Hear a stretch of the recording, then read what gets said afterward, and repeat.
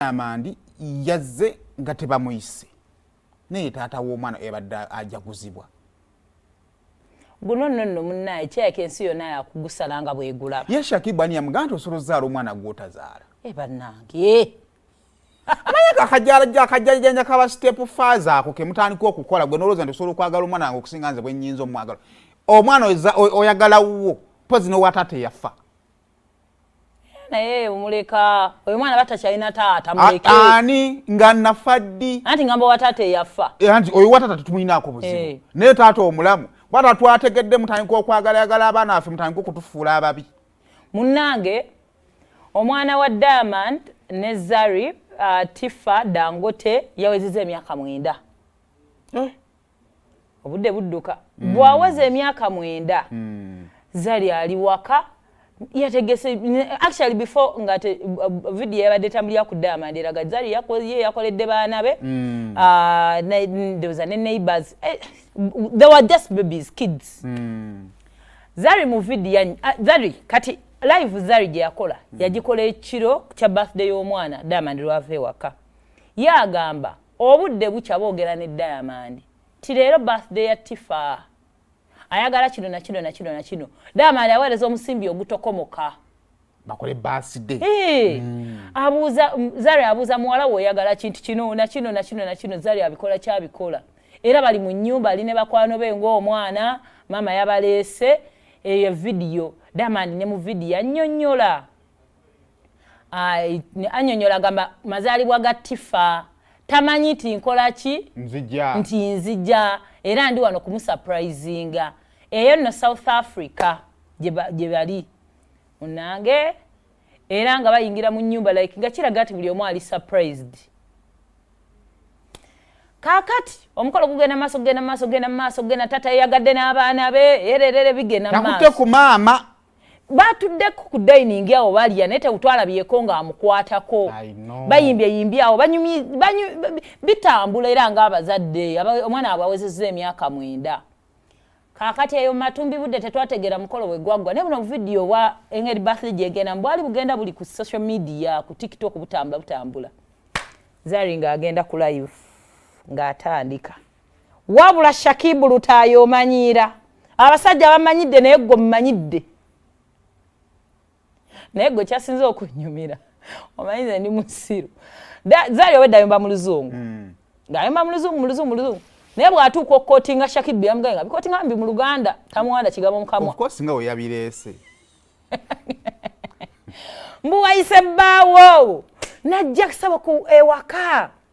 Zari agamba yakwata ennamba ya Diamond n'agiwa abaana b'abakulu ne bakeyateekaze waka in case waka abaddewo anything ng'omuntu yenna obuvunaanyizibwa.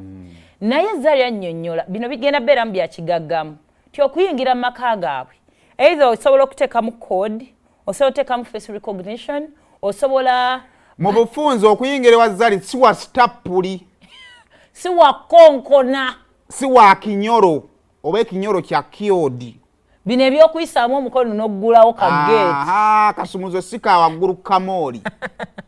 Omwana yagedde security eri ku makani nga bannaye. So munnange naye abaali mu nnyumba gano laba Diamond ayingiddewo. Kati kansooka njogerako kusidinga a parent, a mother.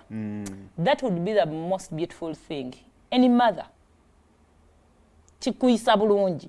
Obola tata omwana ataddemu effort. Diamond tabeera South Africa.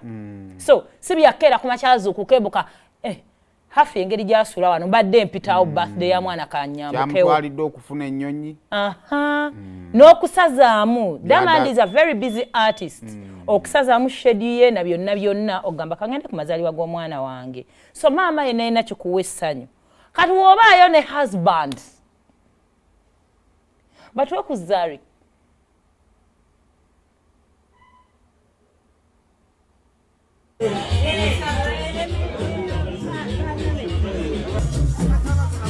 Ya bichi nemwa munayenze mbadde simanyi Diamond agana kujja. Diamond ozona bwena tuko okwera ne Shakib yali tankubira amasimu ngamba yonkubira obeera ne baawo tokwata simu zange. Mpa simu z'abantu ababeere waka bwe mbakubira nfuna abaana bange. Munange kye nakola nga nkwata simu I've got my stepbrother Malik Aberawaka. And then I've got Pinto, I've got Raphael, those are my sons. Ne Maidi, ne auntie, tetuwaita feba Maidi, tuwaita auntie. Nga nkwate simia auntie nganjuwa tatatifa. Na tatatifa, boba tuwafunye nga ndi mubi yange, zeni mkazi mukuru, tosobola kumanyira. Kubirona mkozi abera n'abana. Munage, and then all of a sudden he calls those people. Ngabamwa access code to the house because I live in a very, very highly guarded. I mean, Zari, the boss lady. I live in a very highly guarded security complex. So for you to get in here, you either need a.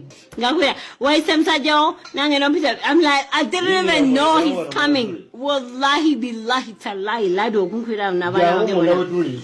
Now that's my auntie Tatifa. Where could we get? Yebyo nno naye nze kyendowooza Shakib simanyi be kyakuleeta mu bufumbo buno mukwano. Ne Zari yatuse nabako bawe yagambye anti ndooza ku live abaana gaga ne Zari Shakib musajja mulungi bajja mukutwalako nekigamba. Bamutwala ne bills ze zonna. Ne ngamba boy child kera ku macha gendo okole. Already go and so we are going to ina choleta ku table. Shakib omulaba wallahi ne bwana akola. Waliwo omuntu nga ne bwona okola. Ng'olina concentrating ku kyakuleeta. Nobera hambo. Shakib fa nnyo ku kyakola ku kyakuleeta. Also nonno kine kitu nga bw'okola. Kire kitu si kya muzannyo. Bw'otunuulira kati embeera babaana bakuze. Ezo live baziraba. Shakib, you have to have a very good relationship with abana. It's okay mulimu bana babiri okuva batata abenjawulo. Two families. No, what I'm trying to mean. Bali abana balenzi basobola nyigira Shakib kuba nga nyiza nyaabo. Anti olaba batabani ba Zari. Sente zisobola okuba nga weeziri. Tata waabwe ze balekera. Ne balina bye beetaaga nga tebasinga okwetaaga. Diamond yabirina. Anti. Bandyetaaze connection. Oba ntegeera bandyetaaze eki.